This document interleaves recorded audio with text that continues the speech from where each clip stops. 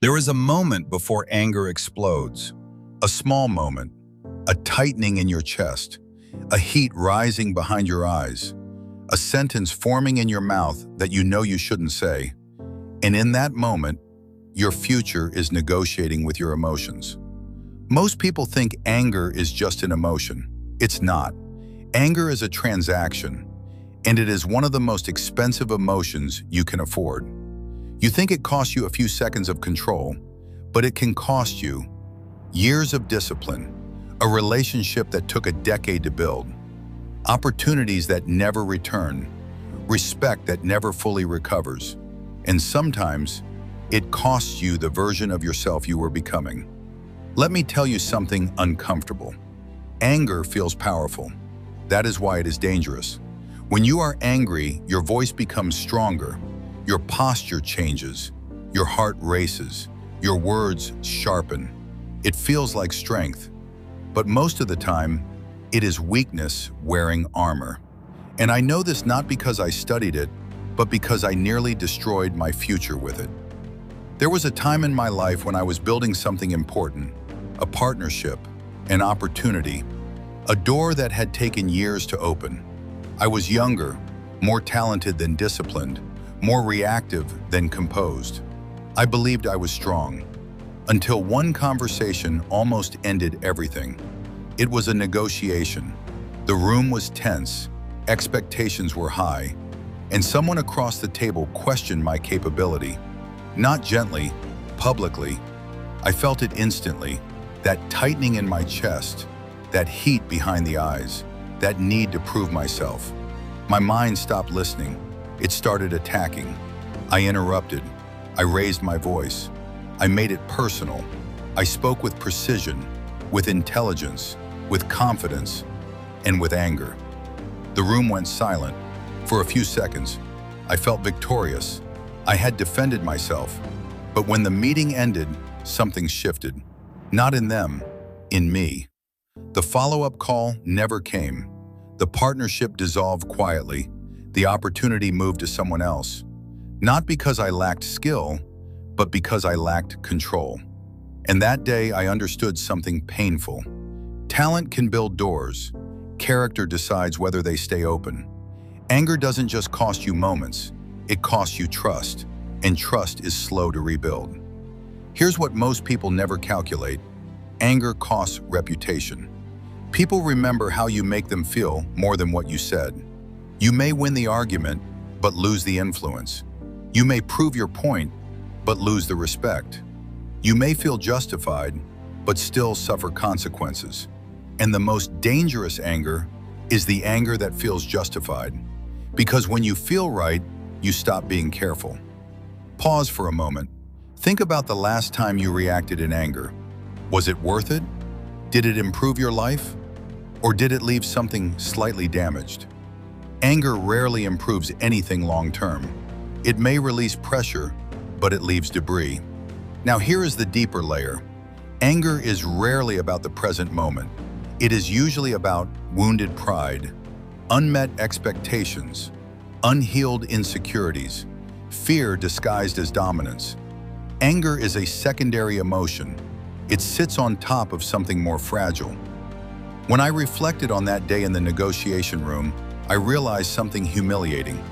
I wasn't angry because they questioned me. I was angry because I questioned myself. Their words hit something insecure inside me, and instead of stabilizing myself, I tried to overpower the room. That realization changed everything. Midway through this video, I want you to understand something critical. Your anger is not your strength. Your ability to regulate it is. Calm is not weakness. Calm is controlled power. The man who can remain composed while disrespected is dangerous in the best way, because he cannot be manipulated. Anger makes you predictable, and predictability is exploitable. Let me show you the real cost more clearly. Anger costs clarity. When you are angry, your intelligence drops. Your listening disappears. Your perception narrows. You see threat, not nuance. Attack, not context. Anger costs opportunity.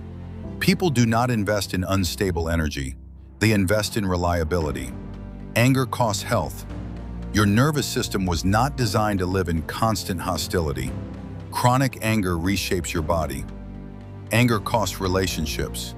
The words said in heat do not disappear in coolness. They echo, and sometimes they linger longer than apologies. But here is the part that changed my life. After that lost opportunity, I made a decision. I would never let a temporary emotion control permanent outcomes again. Not through suppression, through mastery. And that is when I built a system. Simple, repeatable, battle-tested. It is not theory, it saved my career. Here is the 5-step emotional control framework that works. Step 1, the pause of power. The moment you feel heat rising, you do nothing. Not mentally, not verbally. You pause. 3 slow breaths. This interrupts the automatic reaction loop. It sounds simple. It is powerful. Most damage happens in the first 10 seconds. Win those seconds. You win the moment. Step 2, name the real emotion. Ask yourself silently, what am I actually feeling? Is it embarrassment, fear, disrespect, insecurity? Anger dissolves when exposed. Naming the root emotion reduces its intensity immediately.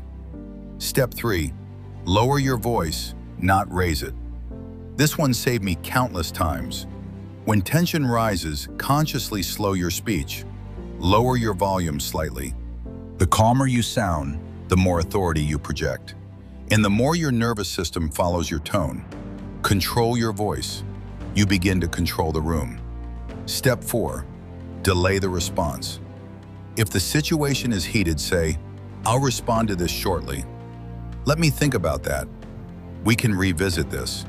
Time is an ally of wisdom. Most things said in anger would never be said after reflection. Step 5, train calm daily. You do not build emotional control in conflict. You build it in solitude, through discipline, through reflection, through physical training, through mindfulness. A chaotic life creates a reactive mind. A structured life creates a stable one. After implementing this system, something changed. Not immediately, but gradually. People began to describe me differently. Composed, grounded, reliable, strategic. Not because I became less passionate, but because I became less reactive. The same fire, contained, directed, productive. Anger is not evil. Uncontrolled anger is. Anger can inform you, but it should never command you. If you remember nothing else from this video, remember this. The strongest man in the room is not the loudest. It is the one who cannot be shaken. Your future depends less on your intelligence and more on your stability. One uncontrolled moment can undo years of progress, but one disciplined decision can change your trajectory permanently. The day I lost that opportunity hurt, but it also refined me. It forced me to confront something inside myself that talent had been hiding. And since then, doors have opened, not because I fight harder, but because I respond wiser. Now let me ask you something honestly. How much has anger already cost you? And how much more are you willing to pay?